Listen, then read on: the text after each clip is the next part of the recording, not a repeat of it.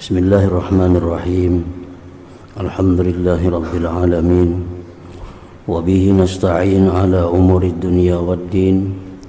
Wassalatu wassalamu ala asyrafil anbiya wal mursalin Sayyidina maulana Muhammadin wa ala alihi wa sahbihi ajma'in. Qala al-musannif al-imam al-habib Abdullah bin Alawi al-Haddad rahimahullah, nafa'ana bi ulumihi fid dharain amin. La yatma'u fi bulughil amali wal awtar man lam yuwattin nafsahu ala rukubil ahwali wal akhtar. La yatma'u fi bulughil amali wal awtar, tidaklah ingin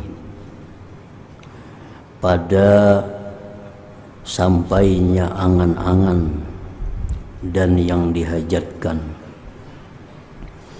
oleh orang yang tidak mempersiapkan dirinya atas mengarungi huru-hara dan mara bahaya.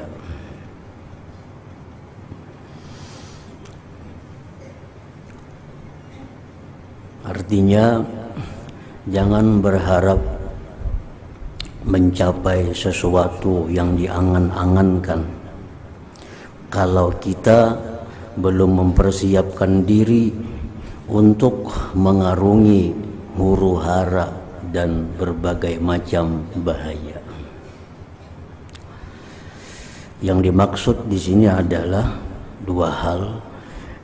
Dengan bulughil amal wal awtar itu, yang pertama di dunia ma'rifatullah, dan di akhirat surganya Allah Subhanahu wa ta'ala. Janganlah kita berharap bisa sampai kedudukan ma'rifat kepada Allah. Janganlah berharap kita dapat surganya Allah kalau kita belum siap diri untuk mengarungi huru-hara dan bahaya-bahaya. Nah, berkenaan dengan ma'rifatullah, mengenal Allah itu adalah disebut oleh para ulama jannatun fid dunya, itu surganya dunia. Ma'rifat kepada Allah di dunia ini disebut jannatun fid dunya, surga di dalam dunia ini. Kada akan bisa kita sampai ke surga dunia itu kalau kita belum bisa mempersiapkan diri menanggung melalui segala macam halangan dan rintangan. Sebab ujar para ulama yang berpengalaman, yang sudah sampai ke dalam tingkatan ma'rifatullah itu, untuk sampai ke sana itu melalui beberapa anak tangga. Beberapa anak tangga. Tangga yang pertama yang mesti dilalui itu, seperti yang kita jelaskan beberapa kali, adalah tobat. Ini yang paling berat. Nah, banyak orang hendak ma'rifat kepada Allah, hendak mencapai surga dunia, begitu masuk dalam babnya tobat, tangganya tobat, nah mundur. Karena sebabnya tobat itu adalah bagian daripada tazkiyatun nafsi, membersihkan diri. Membersihkan diri dari apa?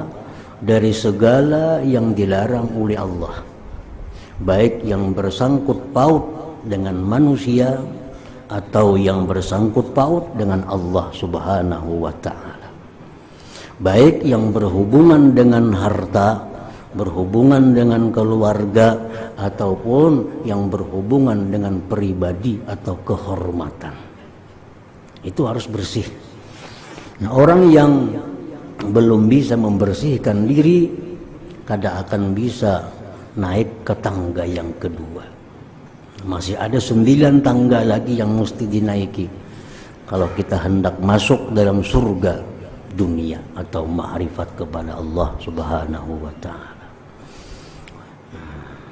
Ini mesti siap. Contoh Ibrahim bin Adham. Nah, beliau orang istana. Orang istana artinya orang kerajaan. Selama beliau diam di istana, selama beliau berada dalam lingkaran kerajaan, kada akan mungkin bisa membersihkan diri, kada akan mungkin bisa mensucikan diri.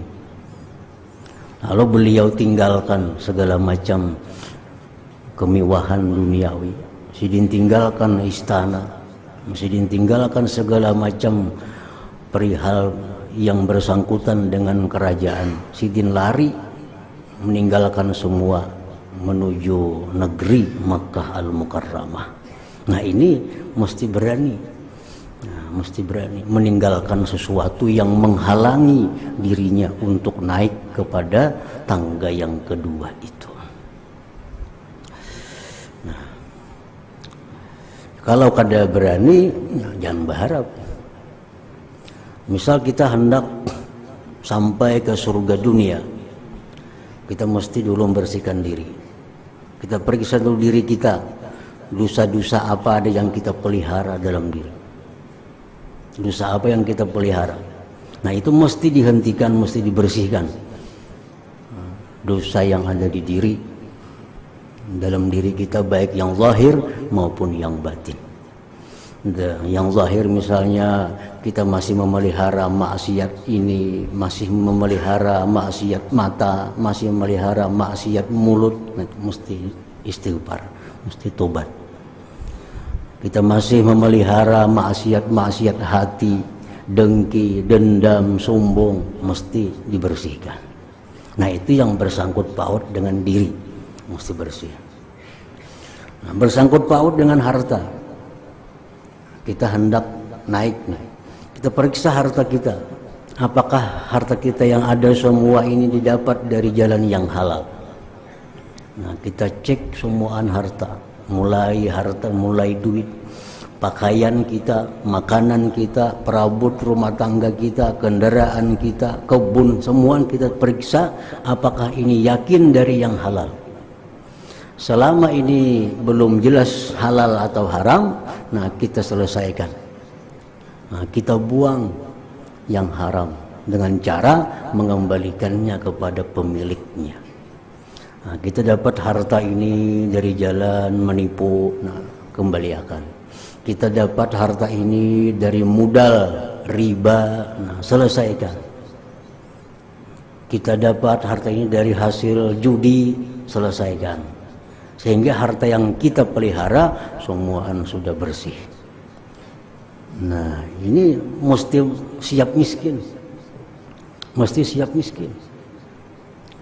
Contohnya orang kada punya apa-apa, kada punya apa-apa, lalu dapat pinjaman dari duit riba, duit riba, pinjaman duit riba 100 juta dari nol. 100 juta nyiwa toko, duit itu, modal duit itu, berkembang usaha sekian tahun dari duit riba itu. Dia membeli rumah, usahanya sudah berkembang, dia membeli rumah, membeli kendaraan, macam-macam, asal duit riba.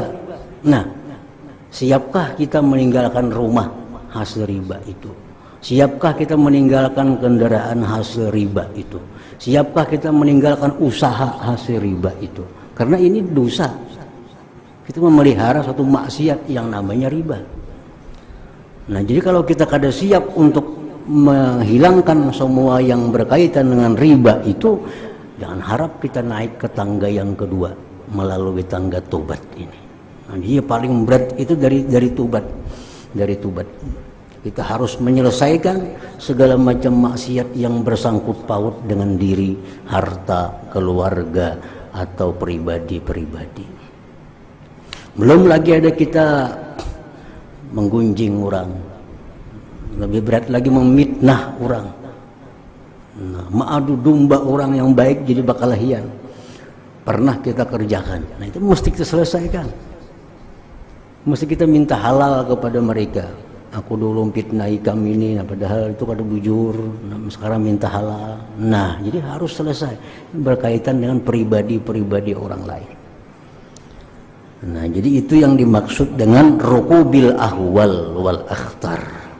Nah, mengarungi huru hara dan macam-macam risiko, macam-macam bahaya. Bila kada sanggup itu, layat mah, jangan berharap untuk sampai cita-cita menempati surga dunia, yaitu ma'rifat kepada Allah Subhanahu wa ta'ala.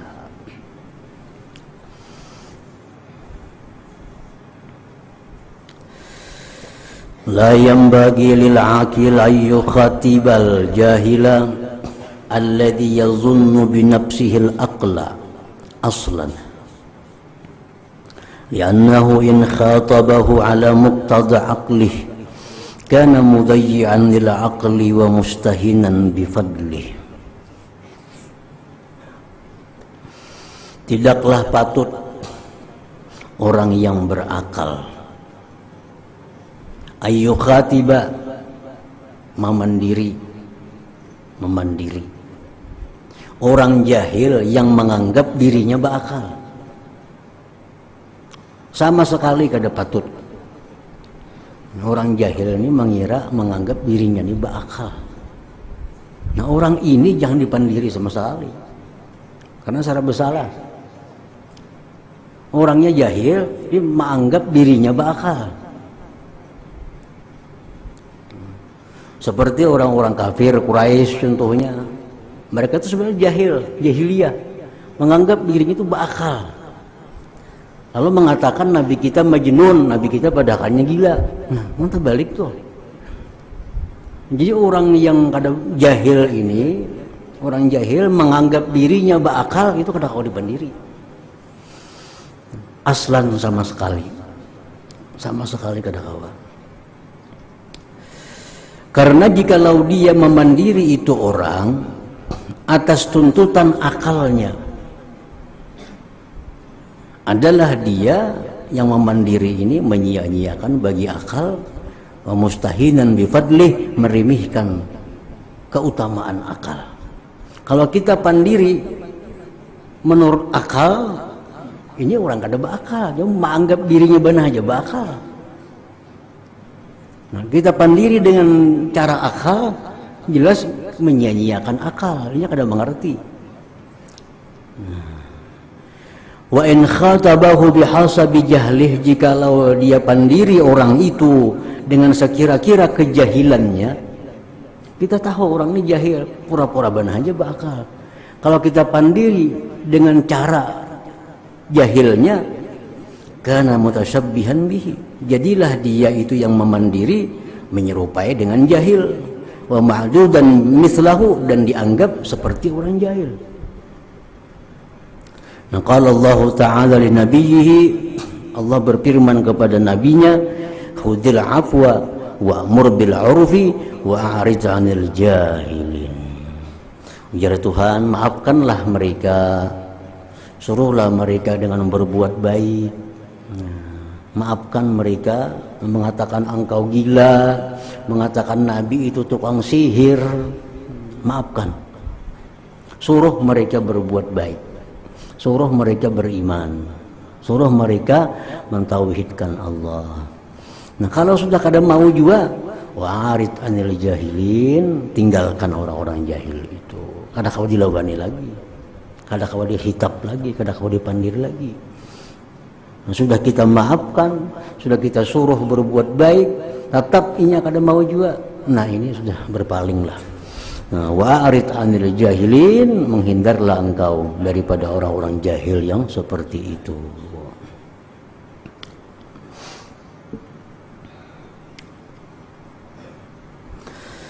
Man ardaka bima yadurruka fi dinika kal mudahanati laka wa adamin nushi wat tabsiri bil uyub fa huwa laka aduun wa in kanat nafsuka tamilu ilaihi min haitsu tab'uha wa hawaha wa huwa kat ta'amil ladhidil mulaim wa fihi summun naqi'.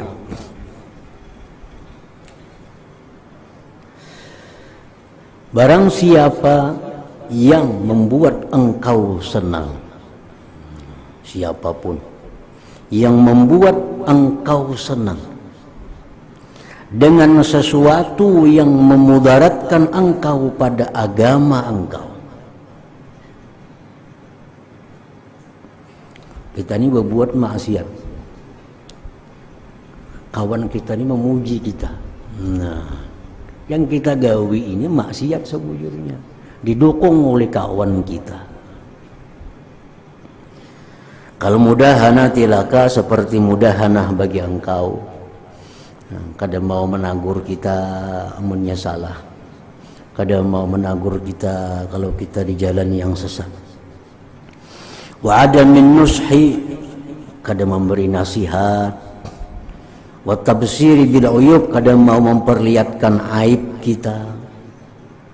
Kalau kita ada bisi orang nang kayak itu, baik kawan, baik bini, baik laki, baik siapapun, bahwa laka aduun, maka orang itu bagi engkau sebenarnya adalah musuh engkau. Sebenarnya musuh engkau. Kita berbuat maksiat, kadang-kadang menagur, kadang-kadang menasihati, kita punya aib, ini kadang menyampaikan aib kita, bahkan kita dipuji-pujinya, disanjung-sanjungnya, maka itu orang musuh engkau.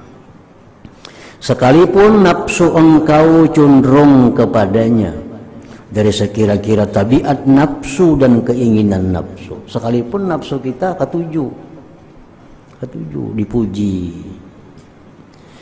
maka itu orang seperti makanan yang lezat yang sesuai, tapi di dalamnya ada mengandung racun yang mematikan. Jadi kawan seperti itu sama makanan yang lezat, tapi dalamnya ada racun. Dimakan nyaman tapi kita beberapa bulan kemudian racun itu akan keluar, akan memangsa kita. Jadi kawan yang seperti tadi, walaupun pada zahirnya nyaman bagi kita, tapi akhirnya itu kawan akan mencelakakan kita. Wa man askhataka bima yanfa'uka fi dinik mislu tanbihi 'ala al-uyub wan naqa'is allati hiya fik fa huwa laka waliyun wa in karihtahu bi tab'ik.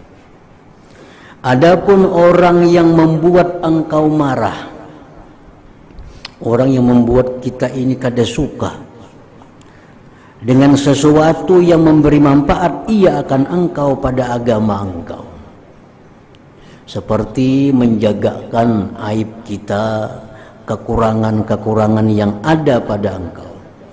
Kawan kita ini kalau jubana menaguri kita, dikit aja salah kita tagurunya. Kalau kita ada punya aib dipedahkan, contoh ini nah kelemahannya jadinya ini. Nah, jadi ini orang membuat kita kada ketujuh. Kita salah ditagur. Kita ada kekurangan dibukanya kekurangan kita. Nah, wa huwa laka waliyun, maka orang seperti itu bagi engkau kekasih sebenarnya. Kekasih sebenarnya.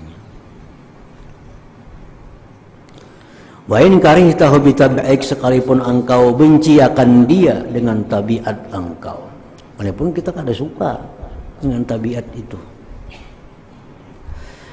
Wa masaluhu qad jawa'il mur alladhi yakunu fi dhimmihi al-'afiyatu wasy-shifa. Perumpamaan orang tadi seperti obat yang pahit yang ada obat itu dalam kandungannya keafiatan dan kesembuhan. Kawan seperti tadi, kawan yang ketujuh menaguri kita, ketujuh membuka aib di hadapan kita, aib kita dibukanya di hadapan kita. Itu kayak obat sebujurnya, rasanya pahit tapi menyembuhkan, tapi memberikan afiat wasyifa dan kesembuhan. Sayyidina Umar bin Khattab mengatakan, rahimallahu mra'an dallani ala uyubi. Jar Umar, aku mendoakan mudahan dapat rahmat orang-orang yang menyampaikan kepadaku tentang aibku. Kalau kita menyampaikan aib orang itu kepada orang itu kita diberi pahala oleh Allah. Jadi kalau kita membuka aib orang itu ke orang lain, itu jadi dosa. Itu kada membaiki orang, karena menyupanakan orang. Nah, kalau kita membuka aib itu di hadapan orangnya, orang lain kada tahu, kita pandiri secara berduaan. Nah, kelemahan ikam itu di sini. Kita padahkan aib-aibnya, 4 mata lawaninya. Nah, ini kita berpahala. Ya pahala. Tapi kalau kita buka aibnya di hadapan orang lain, nah itu jadi dosa. Nah, itu berbahaya itu. Bahaya kepada kita yang membuka aib orang lain itu. Man ahabba ay yadhkurahu an-nasu wa yusnu alayhi bi syai'in min al-kamal wa huwa ya'lamu min nafsihi khilafah wa kariha ay yadhummuhu bi amrin ya'lamu min nafsihi intiwa'ahu alayhi hatta yasira yafraha wa yamila ila man yamdahuhu wa yanfuru wa yakrahu man yazummuhu faqad azumat hamakatuhu wa tammat sagabawatuhu. Barang siapa yang menyukai bahwa menyebut akan dia oleh manusia, memuji manusia atas dia dengan sesuatu dari sifat sempurna, padahal dia tahu dari dirinya tidak demikian, dan dia tidak suka manusia mencela dia dengan satu perkara yang dia tahu dari dirinya adanya itu perkara atas dia, sehingga jadilah dia gembira, dia condong kepada orang yang memujinya, dia lari benci orang yang mencelanya, maka sungguh besar kebodohan ini orang dan sempurna kebodohannya. Ada sudah hikmah yang sebelumnya yang mirip ini. Orang memuji kita, orang madahkan kita ini bersih, orang madahkan kita ini jujur, orang madahkan kita ini baik. Kita ini tahu sebujurnya diri kita, kita paling tahu. Kita paling tahu jujur pada kita nih, kita yang paling tahu. Nah, menurut kita ini belum baik lagi. Menurut kita ini belum sejujur itu lagi. Kita suka dipuji orang, padahal sifat itu kada ada pada kita. Berarti kita orang yang bodoh. Berarti orang yang bodoh. Kita marah kepada orang yang mencela kita dengan sifat-sifat yang tidak baik yang ada pada diri kita. Orang madahkan kita ini kada jujur, sarik kita. Padahal bujur kita kada jujur. Nah, orang madahkan kita ini ketujuh dunia, sarik kita. Padahal orang hubud dunia aja sarik kita. Padahal kita masih ada hubud dunia dalam diri kita. Nah, kalau kita marah kepada orang itu, berarti sempurna kebodohan kita. Sempurna kebodohan kita. Walaupun orang yang memuji, orang yang mencela tadi kada bagus sebujurnya. Itu bahayanya memuji. Memuji itu mengandung dosa. Kalau pujian kita itu kada sesuai dengan apa yang ada pada diri orang itu, berdosa. Memuji orang, sedangkan memuji orang itu kita kada sesuai dengan yang sebenarnya pada diri orang itu, berdosa kita. Nah, mencela orang lain dengan satu sifat yang buruk, padahal sifat itu ada pada diri orang, mencela itu pun berdosa juga. Jadi si pemuji, si pencela ini memang kada bagus juga orangnya, kada bagus. Tapi kita yang dipuji, nah kalau pujian itu kada ada pada kita, kita suka, nah kita jadi kada bagus juga jadinya.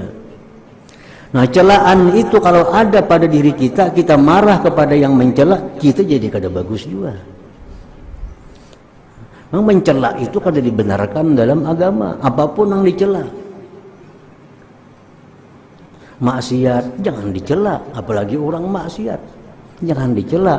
Yang disuruh dalam agama kalau ada orang maksiat kita disuruh membawainya kepada yang baik. Nah, disuruh nahi munkar dengan cara yang bagus. Mencela itu ada dalam agama kita. Mencaci maki orang maksiat padahal bangsat, nah itu ada kita seorang jadi bangsatnya. Karena agama kadang menyuruh mencaci maki orang maksiat. Orang maksiat itu disuruh kayak apa cara supaya ampi maksiat, jangan dikata-katai cela. Nah, mengata-katakan cela kepada orang maksiat itu sama dengan mencela kita seorang. Kalau orang ada maksiat, nah, jangan dicela. Baik maksiatnya, baik orangnya. Tapi agama menyuruh nahi munkar, cegah dari kemunkaran dengan cara yang diajarkan Nabi kayak apa caranya. Nah, jadi kalau ada agama itu menyuruh kita menyari-nyari lawan orang yang berbuat maksiat itu kurang ajar, bangsat, umpamanya itu kalau ada kayak itu jadi mencela orang ngarannya. Kalau ada orang maksiat, nah, padahal kan itu haram, kada boleh lagi, nah, cukup. Kalau kita kalau menarik orangnya, tarik orangnya. Nah, itu nahi munkar. Kada disuruh kita mencela-cela orang-orang yang maksiat, atau orang kafir pun jangan dicela-cela karena menyakiti keluarganya yang muslim. Nah, apalagi orang muslim. Kalau salah, bujurakan kesalahannya dengan cara jangan mencaci maki mereka. Jadi orang yang memuji, nah, memujinya hati-hati bujur. Karena yang dipuji itu yang pasti bujur paling Nabi kita. Selain pada Nabi, pujian itu hampir kada bujur. Kalau kita puji Nabi, pasti bujur.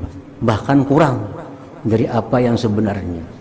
Kita mengatakan Nabi itu orang yang sangat takwa kepada Allah. Pujian itu masih kurang. Nabi itu lebih takwa dari apa yang kita ucapkan sangat takwa itu. Lebih lagi takwanya Nabi. Nabi itu orang yang sangat jujur. Padahal Nabi itu lebih jujur lagi dari yang kita ucapkan sangat jujur itu. Nah, jadi kalau memuji Allah, memuji Nabi itu kada betah luput, kada ada salahnya. Karena pujian sehebat apapun untuk Nabi masih kurang dari bagaimana sebenarnya Nabi itu. Nah, kita mengisahkan tentang misalnya tubuh Nabi itu orang yang sangat tampan, luar biasa tampannya, masih kurang. Masih tampan Nabi lagi dari sifat yang kita jelaskan tentang ketampanan Nabi itu. Nah, kalau selain Allah dan Rasul itu kita puji, biasanya lebihan pujian itu, siapapun. Nah, selain daripada Allah dan Rasul, kita memuji wali kah, biasanya kelebihan pujian itu. Apalagi nang kada wali dipuji, makinnya kelebihan lagi. Jadi Imam Ghazali dalam Ihya Ulumuddin sangat kada katuju kepada orang yang suka memuji itu, kecuali yang dipujinya Allah dan Rasulnya, karena banyak mengandung bahayanya. Kita puji orangnya jadi sombong, keempat dosanya kita gara-gara kita memuji jadi sombong. Kita pujinya padahal kadang itu kelebihan puji jadi dusta kita. Nah, jadi puji-pujian ini sangat berbahaya kalau yang kita puji selain Allah dan Rasulnya. Al-imanu syajaratun sabitatun bi ardil qalbi wal i'tiqadatu wal ma'arifu wal imaniyatu bi manzilatil usuli wal uruqi li tilka syajarah wal akhlaqul mahmudatu wal a'malus salihatu bi manzilatil furu'i wal ghusuni laha. Iman laksana pohon yang tumbuh di bumi hati. Di bumi hati. I'tikad kita, makrifat imaniyah itu menempati usul dan akar bagi pohon itu. Jadi sifat 20 kita, i'tikad kita itu menempati akar daripada pohonnya iman tadi. Nah, sedangkan akhlak yang terpuji, amal-amal salih itu menempati cabang dan dahan bagi pohon itu. Sembahyang kita, sedekah kita, akhlak yang baik dari kita itu laksana dahan-dahan, laksana ranting-ranting dari pohon iman tadi. Wa misalul mauti wa may ya'ridu 'indahu minal fitan wa yahsu biwasitatihi min syiddatil alam. Perumpamaan kematian dan yang datang di sisi kematian daripada fitnah-fitnah, ujian-ujian, dan yang hasil dengan perantaraan mati dari bersangatan sakit. Itu kasailil qawi, seperti banjir kuat, alladhi yajri, yang mengalir ala asli syajarah, atas pokok itu pohon, awir rihil muza'zi'ah, atau angin yang sangat kencang, allati tuharriku furu'aha, yang menggerakkan ranting-ranting pohon, wa tamilu biha, dan condong ia dengan pohon itu, yaminan wa shimalan, kanan kiri. Orang nang hendak mati itu, nah di situ dia akan diuji sehabis-habis ujian, karena iblis menurunkan seluruh kekuatannya untuk membinasakan orang yang hendak mati ini supaya dia keluar dari Islam. Jadi kesempatan iblis yang akhir, boleh dikatakan akhir, untuk menggoda manusia. Jadi segala macam perangkap iblis dipasang. Nah, itu laksana banjir besar, angin kencang yang menerpa pohon iman tadi. Fa'in lam takun hadhihi syajaratus syarifatu, jikalau tidak adalah ini pohon iman, binihayatil quwwati wan numuwi war rusukh, pada kesudahan kuat, subur dan kokoh, furu'an wa usulan, cabang dan usulnya, khifa 'alaihal inkila, dikhawatirkan atas pohon itu tercabut, fi dzalikal waqti, pada waktu itu. Jadi kalau pohon ini ditimpa angin kencang, banjir yang besar, dikhawatirkan pohon ini kalau kada kuat tumbang. Nah, demikian pohon iman, pohon yang namanya iman yang tertanam dalam tanah hati tadi, kalau kada kuat, dapatnya banjir fitnah, angin fitnah, begitu hendak mati itu bisa tumbang.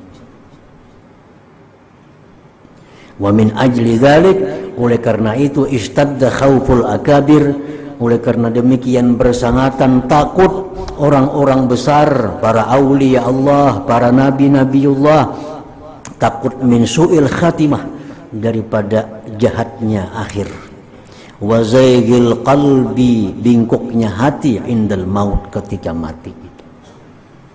Nabi-nabi kin takutan menghadapi kematian itu, apalagi wali-wali makin takutan lagi.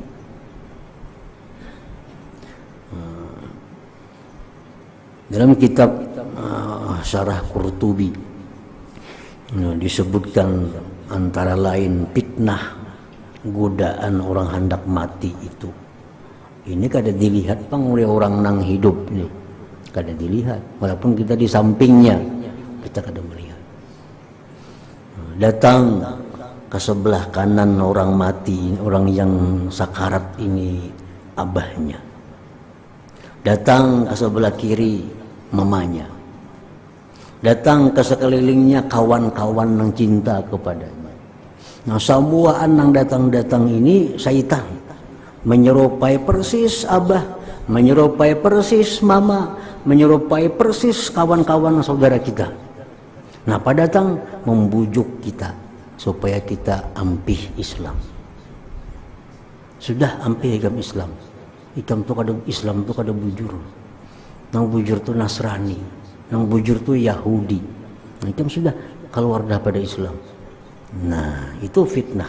Ini laksana banjir yang menerpa pohon iman tadi. Orang-orang yang imannya kada kuat, jelas sudah di satu tumbang. Nang datang ni abah, yang datang ni mama, yang datang ni guru, persis guru. Syaitan menyerupai guru kita, bajunya sama guru, bulangnya sama guru datang. Ijam jangan lagi Islam, salah sekalinya nang bujur tuh Nasrani, nang bujur tuh Yahudi, kamu mesti tinggalkan Islam. Nah itu di saat kita hendak mati. Nah dijelaskan dalam kitab Qurtubi.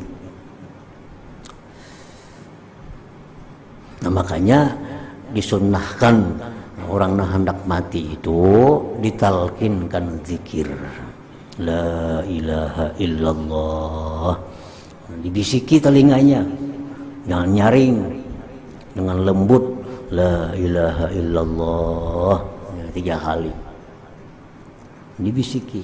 Karena di saat itu si orang ini menghadapi macam-macam orang yang dilihatnya, yang kita kada melihat, disuruh kita. Nah oleh karena itu pula sebagian ulama ahlu sunnah mengatakan bahwa di situ kita disuruh membacakan Quran kepada orang yang dalam keadaan seperti itu. Baca Quran surah Yasin kah, surah apakah, baca di sekelilingnya, karena itu dapat meringankan orang yang dalam keadaan sakaratul maut itu.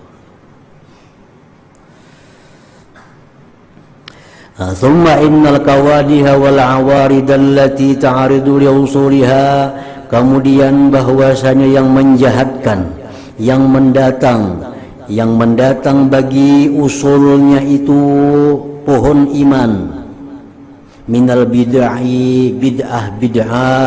wasyukuki keraguan wal ittirab fi amril akhirah, keraguan guncang pada perkara akhirat, yajri majra ma ya'ridu, itu berlaku sebagaimana perlakuan yang datang fi usulis syajarah, pada akar pohon, minal afat, daripada penyakit, wal akhlak, dan akhlak al mazmumah, yang tercela. Ini pohon itu biasa ada penyakit, pohon ada penyakit, bisa mati pohon karena penyakit itu. Penyakit ini bisa datangnya di daun, bisa datangnya di ranting, bisa di dahan, di batang, di akar.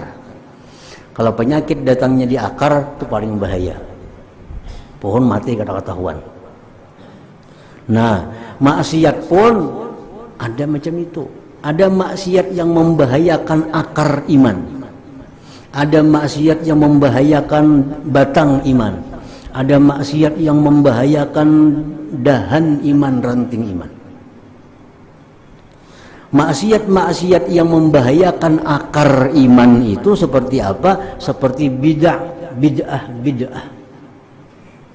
i'tikad bid'ah. Kita meyakini sesuatu yang tidak pernah diyakini oleh Rasulullah SAW dan para sahabat. Kita meyakini umpamanya Allah Ta'ala itu berada di atas. Nah ini i'tikad bid'ah. Nabi kada pernah nyatakan Allah di atas. Kalau ada i'tikad sahabat Allah di atas. Kalau kita dalam hati beriktikad bahwa Allah itu bertempat di atas, ini penyakit menggerogoti akar iman. Ini paling bahaya. Kita menyatakan bahwa Allah itu di atas, atau Allah itu adanya di mana misalnya. Nah ini i'tikad bid'ah.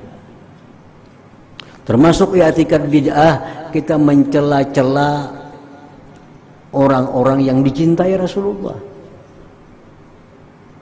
Orang ini semasa hidup Nabi dicintai oleh Nabi. Abu Bakar Siddiq radhiyallahu anhu, Siti Aisyah radhiyallahu anha, Sayyidina Ali karramallahu wajhah. Ini orang-orang pecinta Nabi dan dicintai Nabi. Kita cela mereka. Nah, kita cela. Abu Bakar kita padahkan salah, Sayyidina Ali kita katakan salah, Aisyah dipadahkan dusta. Nah, ini i'tikad bid'ah. Ini membahayakan akar iman.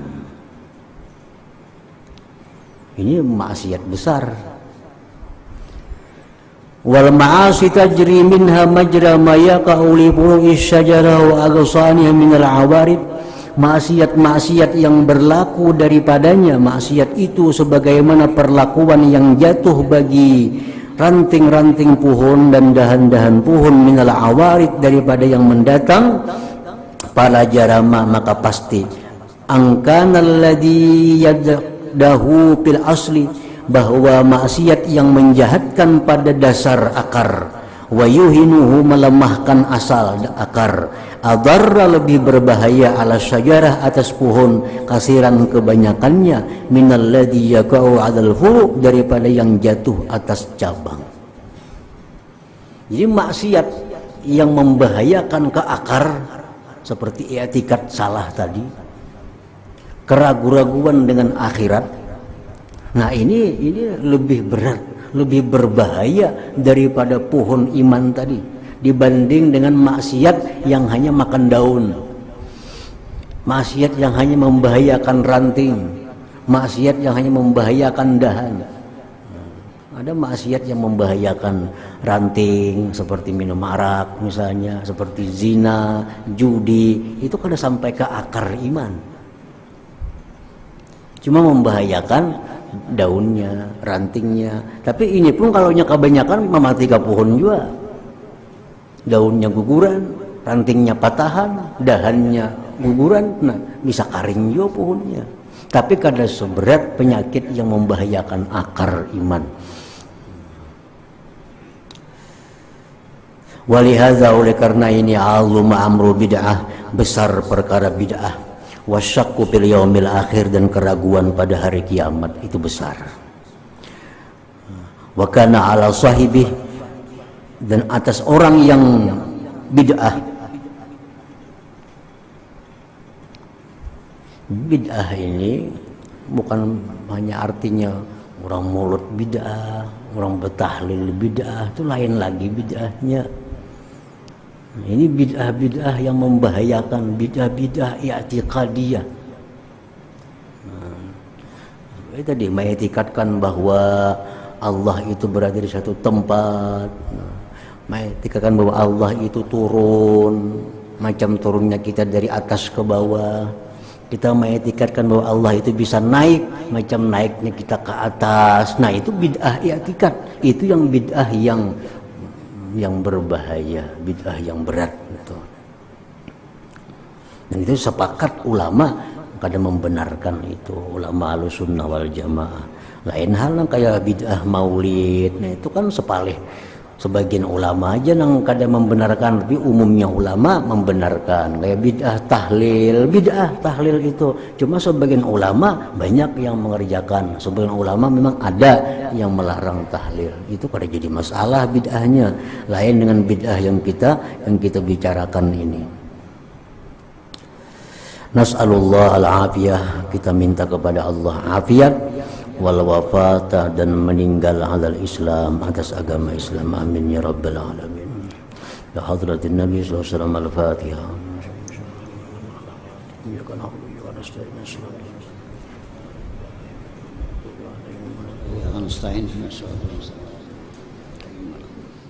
Bismillahirrahmanirrahim. Alhamdulillahirabbil alamin, wassalatu wassalamu ala asyrofil anbiya'i wal mursalin wa ala alihi washabihi ajma'in. Allahumma inna nas'aluka ridhaka wal jannah wa na'udzuka wan nar. Allahumma innaka 'afuwun karim tuhibbul 'afwa fa'fu 'anna wa walidina wa li jami'il muslimin bi rahmatika ya arhamar rahimin. Sallallahu ala sayyidina Muhammadin wa alihi wasallam. Alhamdulillahirabbil alamin.